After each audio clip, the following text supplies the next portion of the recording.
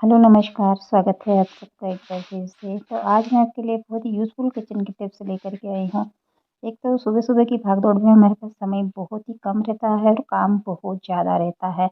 तो कुछ हम ऐसे किचन टिप्स यूज़ करेंगे, तो उससे क्या है ना कि हमारे काम भी ईज़ी हो जाएँगे और घंटों का जो काम है ना वो मिनटों में हो जाएगा।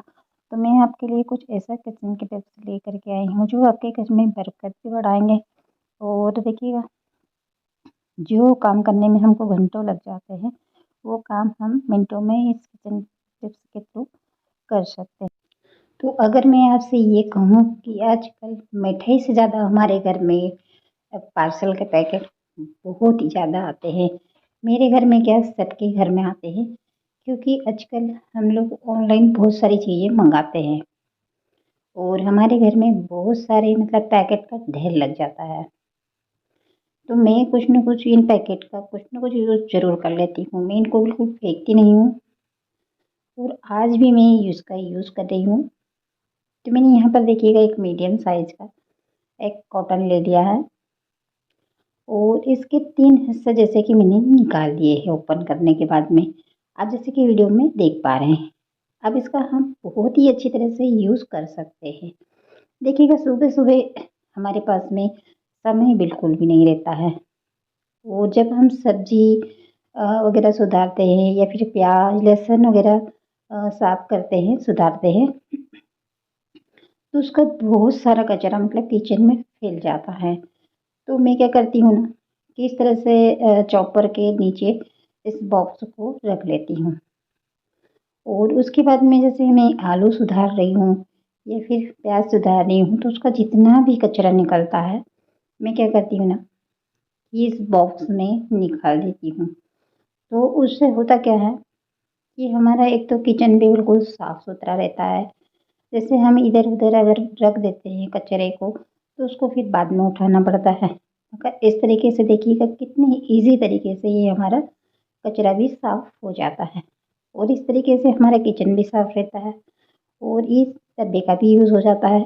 अब हम यहाँ से इस डब्बे को उठा कर के आसानी से इस कचरे को हम डस्टबिन में डाल देंगे। तो हो गया कि नहीं हमारा समय की बचत।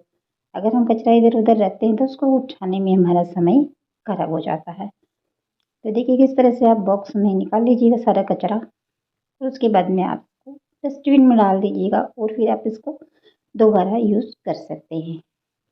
अब कई बार क्या होता है ना कि जो हमारा किचन टाइल्स रहता है वो चिकना रहता है और उस पर हम कोई भी सब्ज़ी सुधारते हैं ना, तो होता क्या है कि ये फिसल जाता है। मतलब जैसे कि अब यहाँ रखोगे तो वो वहाँ सरक के जाएगा।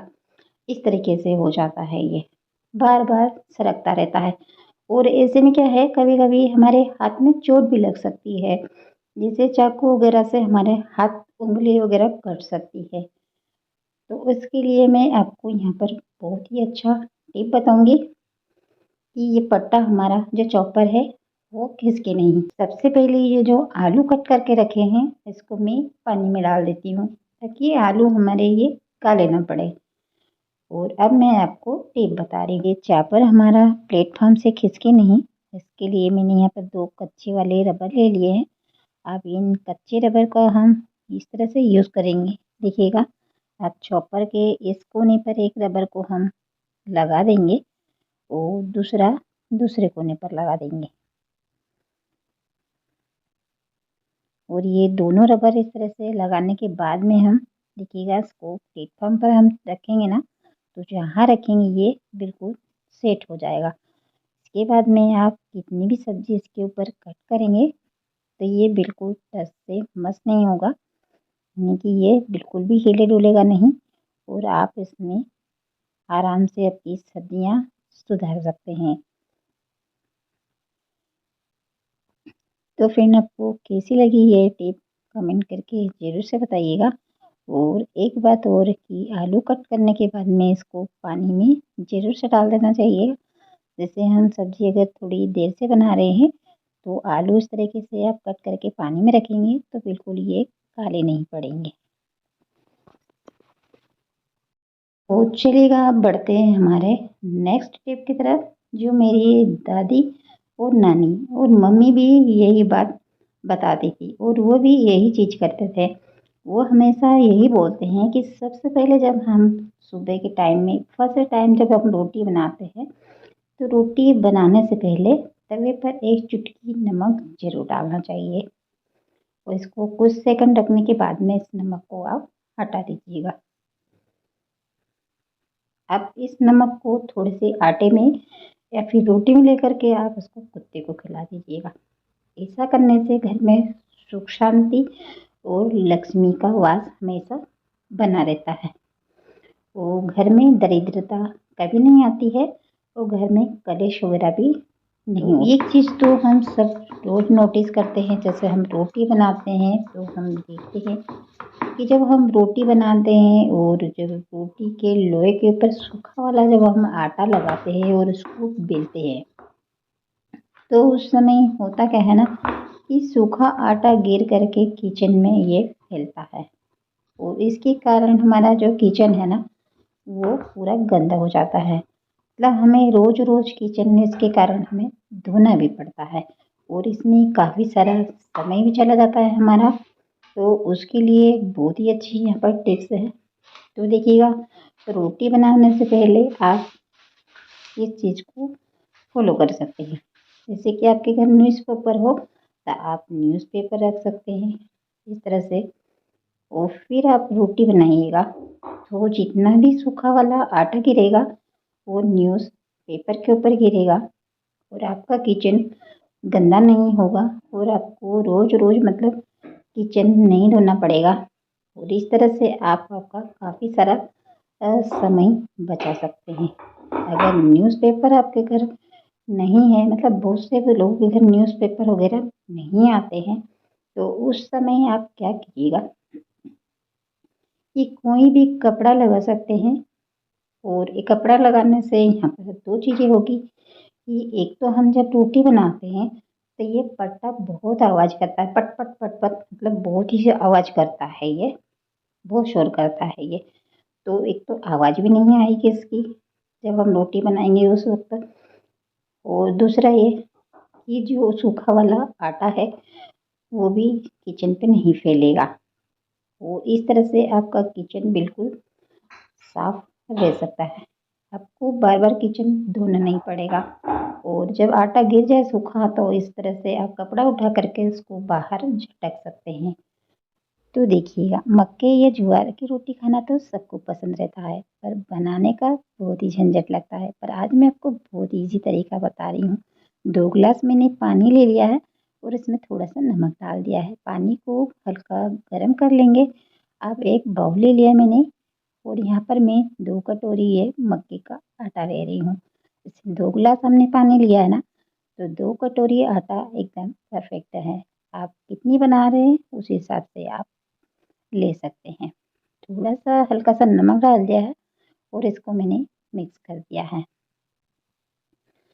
और देखिएगा, मक्के की ज्वार की रोटी आप इस टिप से बहुत ही आसानी से बना पाएंगे। ये पानी हमारा गुनगुना हो गया है, मतलब बहुत ज़्यादा इसको खौलाना नहीं है।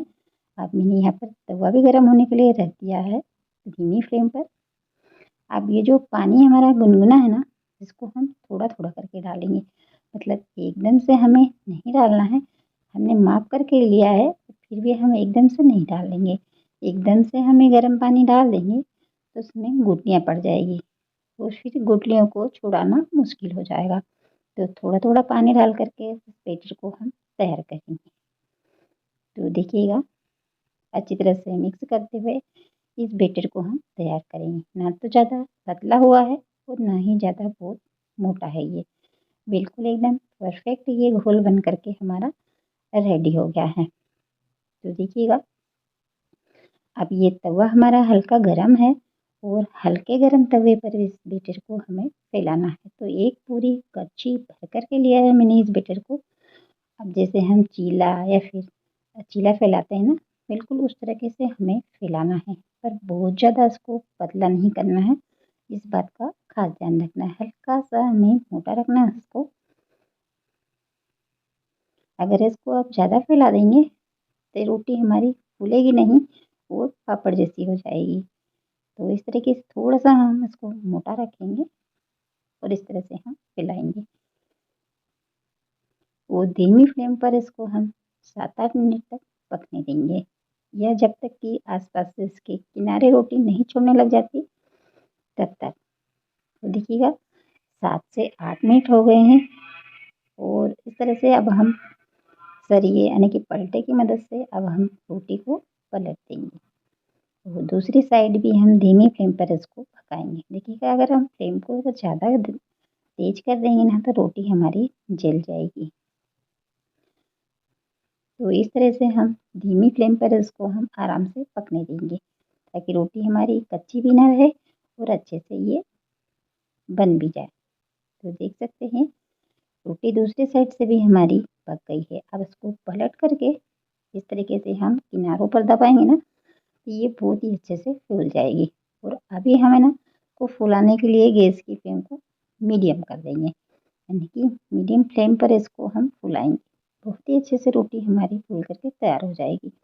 आप चाहो तो इसको चिमटे से पकड़ करके गैस पर भी फुला सकते हैं। तो देखिए इस तरह से हम दबाएँगे ना तो रोटी हमारी इसी तरीके से ये फूल जाएगी। आप देख पा रहे हैं कि रोटी हमारी अच्छे से फूल रही है। एकदम परफेक्ट रोटी बन कर के तैयार हो गई है। एकदम सॉफ्ट रोटी बनी है। तो इस तरीके से आप मिनटों में गरमा-गरम रोटियाँ बना कर के तैयार कर सकते हैं और इसको आप सरसों के साग के साथ खा सकते हैं या फिर आप उसको दाल के साथ खा सकते हैं, आपकी मर्ज़ी आप जैसे भी खा सकते हैं। पर इस टिप को फ़ॉलो करके मेरी गारंटी है कि आप पहली बार में ही परफेक्ट और एकदम सॉफ्ट रोटी बना कर के आप तैयार कर लेंगे। बनाने का तरीका बहुत आसान है। देखिएगा अब जो बचा हुआ घोल है ना, उसकी भी मैं इसी तरह से रोटियाँ बना कर के तैयार कर लूँगी। तो बस आपको ध्यान रखना है यहाँ पर गैस की फ्लेम का कि गैस की फ्लेम को बहुत ज़्यादा तेज़ करके रोटियाँ नहीं बनाना है, नहीं तो आपकी रोटी बनेगी नहीं और ये जल जाएगी या तो फिर कच्ची रह जाएगी। ऊपर से जल जाएगी और अंदर से कच्ची रह जाएगी। पर आप गैस की फ्लेम को हल्का धीमा करके बनाएँगे तो आपकी रोटी एकदम परफेक्ट बन कर के तैयार होगी। तो आज की यही थे हमारे टिप्स और ट्रिक्स। पसंद आया वीडियो तो लाइक शेयर ज़रूर से कीजिएगा।